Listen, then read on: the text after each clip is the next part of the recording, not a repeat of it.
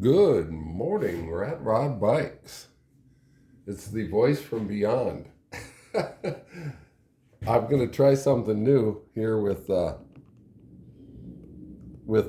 phone being set in a holder so that I can use both hands and look at some mechanical stuff here with the bike. So, welcome to RRB BO21. Thumbs up, 2 thumbs up. I will be using this felt chief frame, of which I purchased last fall, so that I could use the wheels on my Coupe de Grey build that I built, to kind of a stretch muscle bike with a Springer front. Really love it, rides great.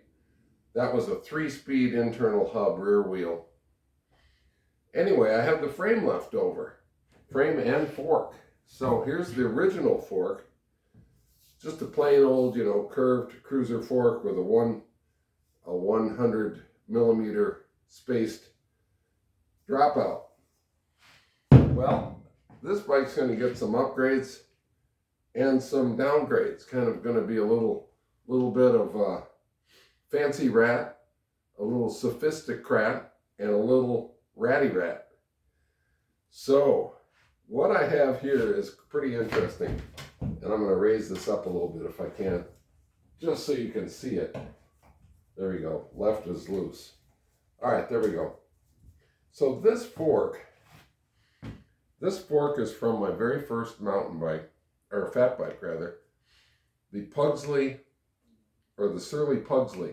Surly's the brand. Long before the beer, by the way. I think I got this in 04, 05 range when they first came out. Notice the weird leg shape here. And the dropout width is the width for a 135 spaced rear wheel, which is the normal width for a mountain bike wheel. Why did they do that? They were already thinking adventure back in those days. So with the same width axle in the front and the rear, if you had a tragedy with your, a breakdown in your drivetrain, you could have a front wheel with a cog on it, or a full cassette if you wanted.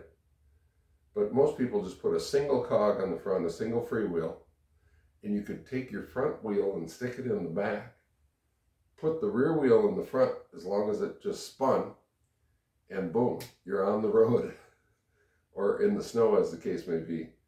Very cool idea. So how do you achieve that and still have it go straight down the road? Well, you got to create that dish.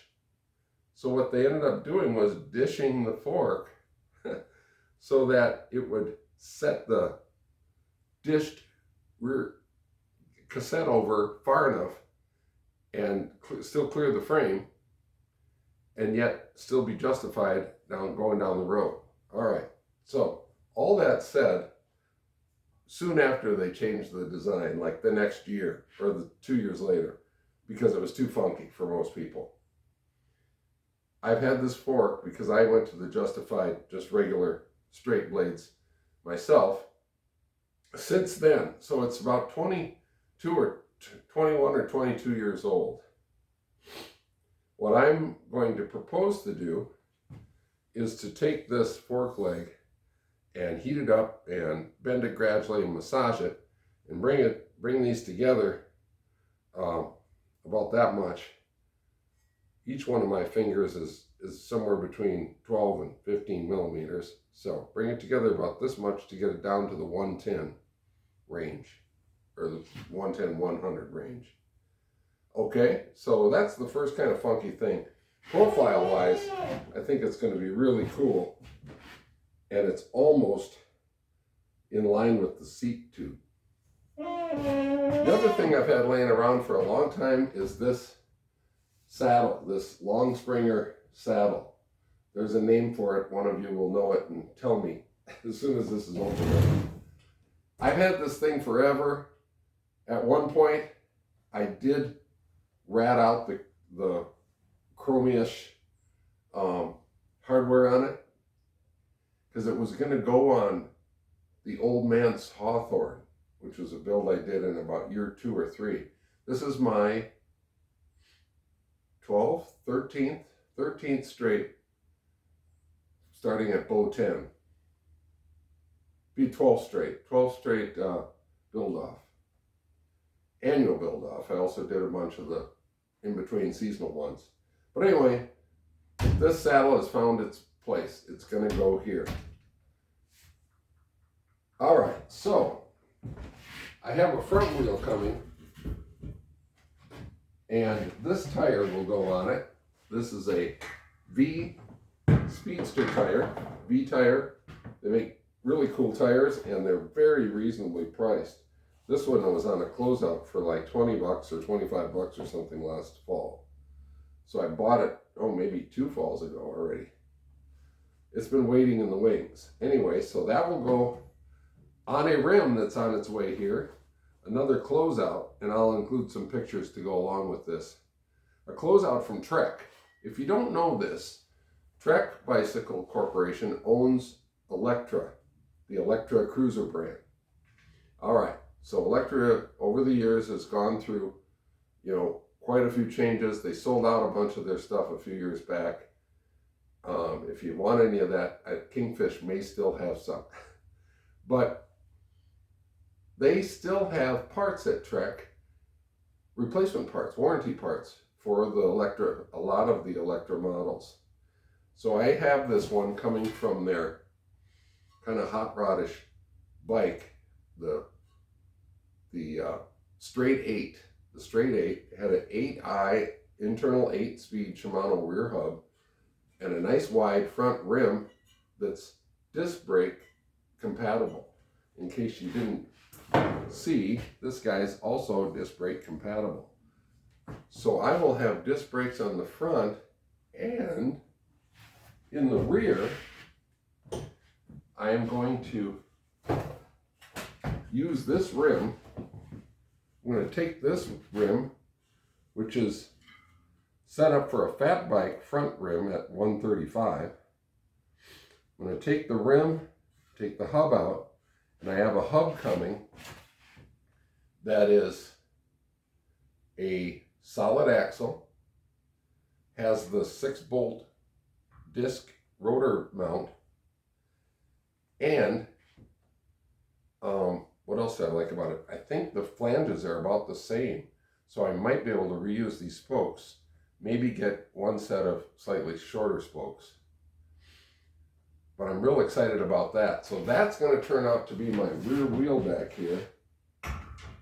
And I have another V tire coming, the Zigzag, which is 26 by 4.0, nice and fat.